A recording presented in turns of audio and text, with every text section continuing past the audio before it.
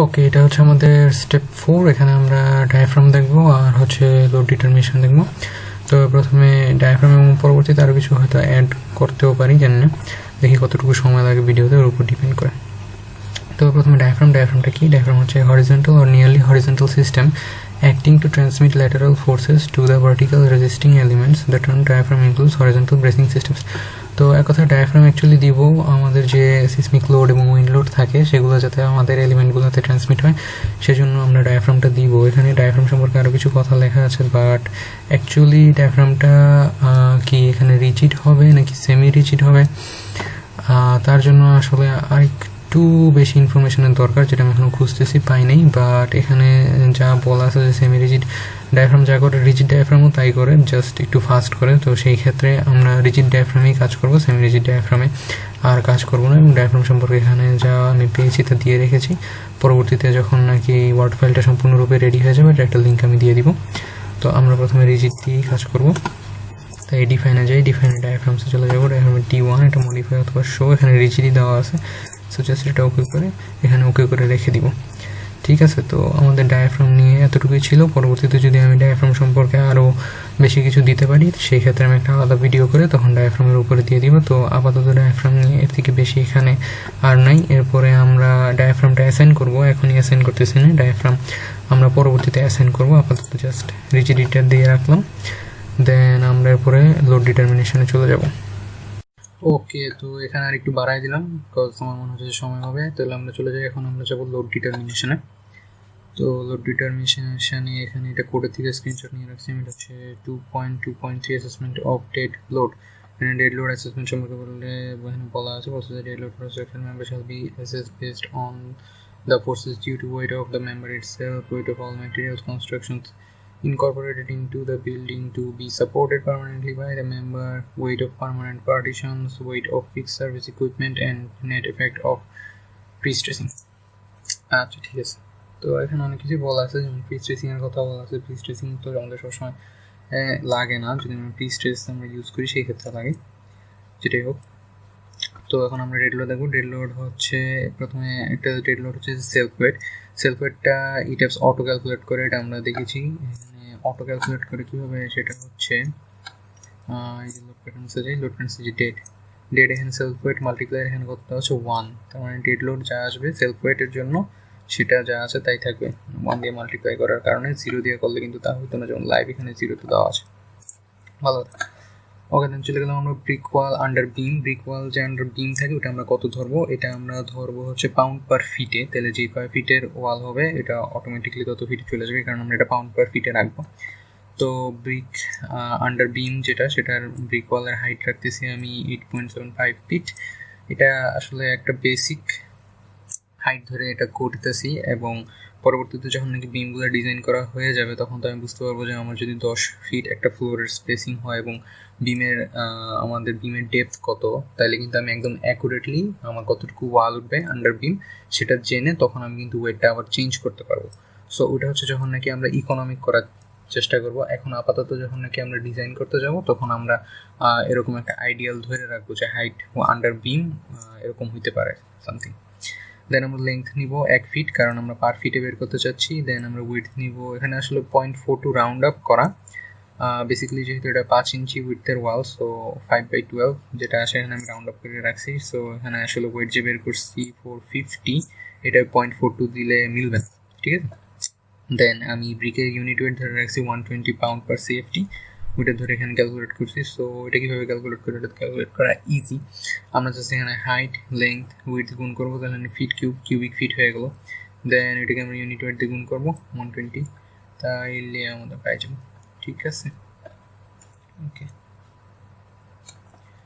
এখানে পাইলে আচ্ছা, এখানে কিন্তু গুণ করলে একটা কনফিউশন হতে পারে যারা একদম নতুন তাদের জন্য, যে এখানে একটা ফিট এখানে একটা ফিট এখানে একটা ফিট, তাহলে এখানে কিউবিক ফিট হয়ে গেলো। তো 120 পাউন্ড পার CFT দিয়ে গুণ করলে CFT কাটা চলে গেলে তো শুধুমাত্র পাউন্ড থাকার কথা ছিল। সো আমরা এখানে লেন্থ কিন্তু জাস্ট 1 ফিট ধরছি।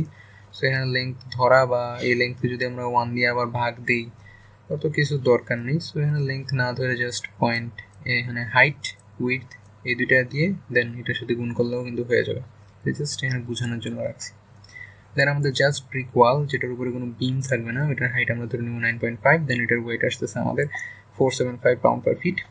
দেন প্যারাপেটের কিন্তু হাইট একটা পার্মানেন্ট, মানে একটা নির্দিষ্ট হাইট আছে, এটা হচ্ছে সাধারণত 3.5 ফিট হয়। সো আমি এখানে 3.5 ফিট ধরে এখানে ওয়েটটা বের করেছি 175 পাউন্ড পার ফিট। দেন ফ্লোর ফিনিশ হচ্ছে আমাদের 5 ইঞ্চি ধরবো আমরা, আমাদের ফ্লোর ফিনিশ 5 ইঞ্চি ধরে রাখছি আইডিয়াল, দ্যাটস ওয়াই আমাদের ফ্লোর ফিনিশ আসতেছে এখানে 25 PSF।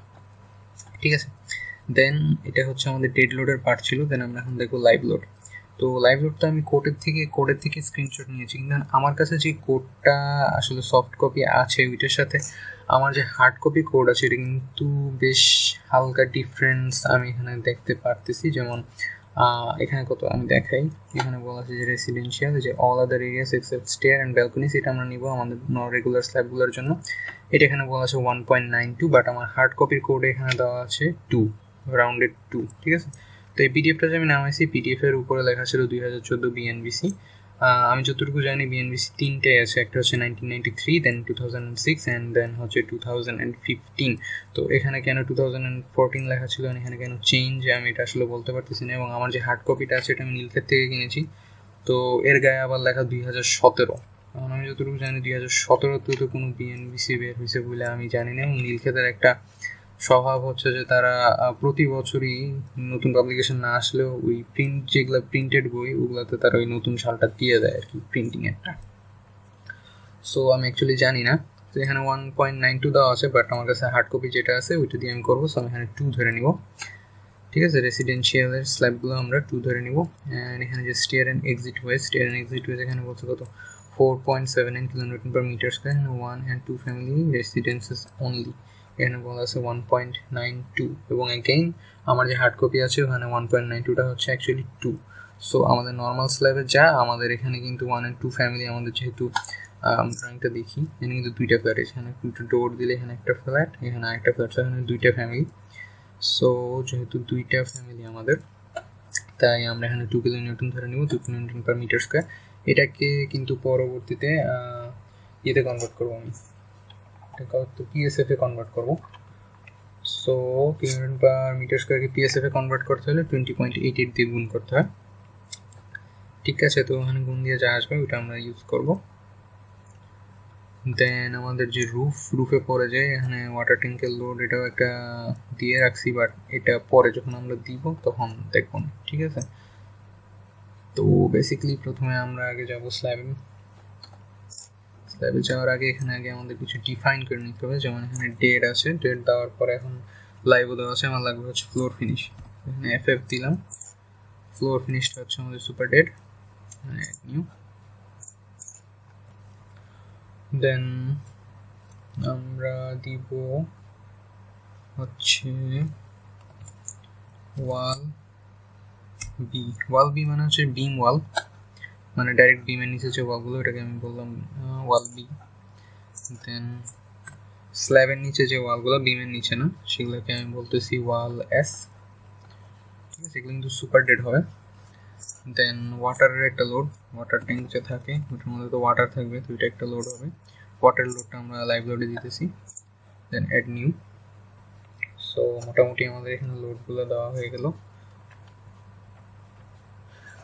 ওকে, তাহলে এটা দিয়ে ওকে করে দিলাম। এখন আমি আসলে অ্যাপ্লাই করা শুরু করবো। সিলেক্টে যাব, সিলেক্টে যে প্রপার্টিসে যে স্ল্যাব সেকশন, সেখানে 5 ইঞ্চি স্ল্যাবগুলো সিলেক্ট করব। দেন 5 ইঞ্চি স্ল্যাবগুলো আমাদের সিলেক্ট হয়ে গেল। সিলেক্ট হওয়ার পর অ্যাসাইনে যাব, অ্যাসাইনে যে শেল লোডস, ইউনিফর্মে যাওয়ার পর ডেট তো দেওয়া লাগবে না, ওটা অটো ক্যালকুলেটেড হবে, লাইভ দিব। আচ্ছা, লাইভ লোড এখানে হচ্ছে কত পাউন্ড পার ফিটে আমাদের দিতে হবে। আমরা পাইছিলাম কত 2 পাউন্ড পার ফিট, রাইট? তাইলে 2 পাউন্ড পার ফিট নিলে কিন্তু আমাদের 42 হয়, সরি 2 পাউন্ড পার ফিট না, 2 কিলোনিউটন পার মিটার স্কোয়ার। এটাকে 20.88 দিয়ে গুণ করলে প্রায় 42 এর মতোই তো হচ্ছে। সো এটাকে 42 দিয়ে অ্যাপ্লাই দিয়ে দিব। ওকে, এখানে দেখা যাচ্ছে যে এটা অ্যাপ্লাই হয়ে গেছে। দেন সিলেক্ট করব, সিলেক্ট যাব প্রপার্টিস, স্ল্যাব সেকশনস, এখানে 8 ইঞ্চি সিলেক্ট করলাম। Assign shell loads uniform. Then আমাদের এখানে কত, এটা কত বলা ছিল দেখি, এখানে বলছে এটা তো 2 এখানে ছিল 1.92 আগেরটাই সেম, এখানে 42 হবে। অ্যাপ্লাই, ওকে, তাহলে এখানে 42 হয়ে গেল। এখন হচ্ছে ফ্লোর ফিনিশটা অ্যাপ্লাই করবো। সিলেক্ট প্রপার্টিজ, স্ল্যাব সেকশনস, এবার সবগুলো সিলেক্ট করবো। Select, assign, shell loads, uniform, লাইভের থেকে এখন যাবো ফ্লোর ফিনিশ। এই জিনিসটা কিন্তু প্রতিবার চেক করতে হবে, নাহলে কিন্তু আবার যদি এটা আমি লাইভ রাখি, এখানে যদি ফ্লোর ফিনিশ দিয়ে অ্যাপ্লাই দিয়ে দিই, তাহলে এখানে রিপ্লেস দেওয়া আছে কিন্তু, তাহলে কিন্তু লাইভ লোডটা চলে গিয়ে ফ্লোর ফিনিশটা এসে পড়বে। সো এই কাজগুলো একটু খেয়াল করে করতে হবে, ঠিক আছে? তো ফ্লোর ফিনিশ আমাদের কত ধরছিলাম আমরা, 25 PSF ধরছিলাম, তো এটাই দিব। অ্যাপ্লাই, ওকে, তাহলে অ্যাপ্লাই হয়ে গেল।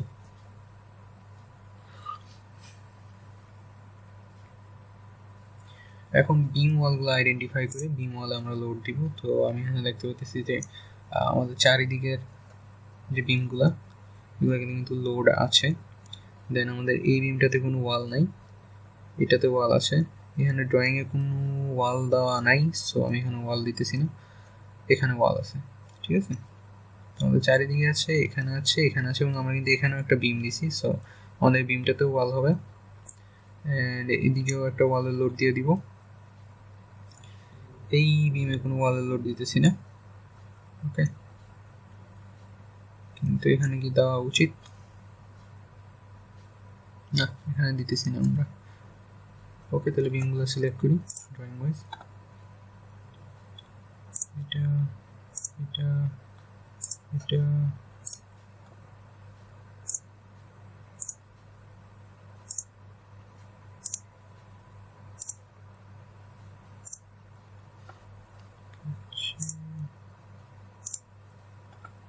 গেলাম। এটা তো পুরোটা এসে পড়তেছে না, কি পুরোটাতে আছে?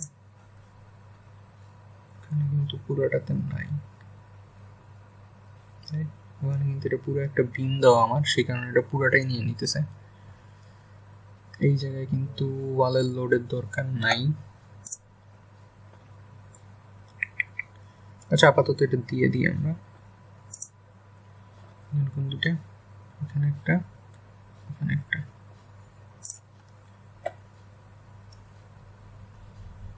এখানে একটা, এখানে একটা, রাইট? অলরাইট, তাহলে সাইনে গেলাম। এটা হচ্ছে ফ্রেম লোডস, কিন্তু বিম কিন্তু আসলে ফ্রেম অবজেক্ট। এখানে যাবো ডিস্ট্রিবিউটেডে, গেলাম, যা হয়েছে ইউনিফর্ম লোড। মানে বিম আমরা কত ধরছিলাম? বিগ আন্ডার বিম এটা হচ্ছে 450 পাউন্ড পার ফিট। এখানে কিন্তু ইউনিটটা কিপ পার ফিটে দেওয়া আছে, তো এটা কিন্তু খেয়াল করতে হবে আমাদের, ওইভাবে কনভার্ট করে বসাইতে হবে। এখানে যদি আমি 450 দিই, তাহলে কিন্তু 450 কিপ পার ফিট হয়ে যাবে। আমাদের কিন্তু এটা ছিল 450 পাউন্ড পার ফিট, সো আমি 0.450, ঠিক আছে, দিলাম। এটা কিন্তু কি লোড? এটা কিন্তু ডেড লোড না, এটা হচ্ছে ওয়াল বি, এই জিনিসটাও খেয়াল করতে হবে। দেন অ্যাপ্লাই দিলাম, ওকে, তাহলে আমাদের এই পর্যন্ত এই লোডগুলো অ্যাপ্লাই করা হয়ে গেল। এখন আচ্ছা, আর কি লিখছিলাম এখানে, দেখি তো আর কি কি করার কথা ছিল। আচ্ছা, লোড ডিটারমিনেশন শেষ হয়েছে। ডিফাইন লোড প্যাটার্নস আমরা ডিফাইন করছি। Assign floor loads and beam wall loads, তাহলে আমাদের ফ্লোর লোডও অ্যাসাইন করা হয়েছে, বিম ওয়াল লোডও অ্যাসাইন করা হয়েছে। তো এই পার্টে আমাদের এতটুকুই ছিল। নেক্সট পার্টে আমরা যেটা দেখবো সেটা হচ্ছে এখানেও কিন্তু কিছু ওয়াল আছে, এখানেও ওয়াল আছে, এখানেও ওয়াল আছে, এগুলো আমাদের অ্যাসাইন করতে হবে, এগুলো দেখবো, এবং আরও কিছু জিনিস দেখবো। বাট এই পার্টে এই পর্যন্তই ছিল। সো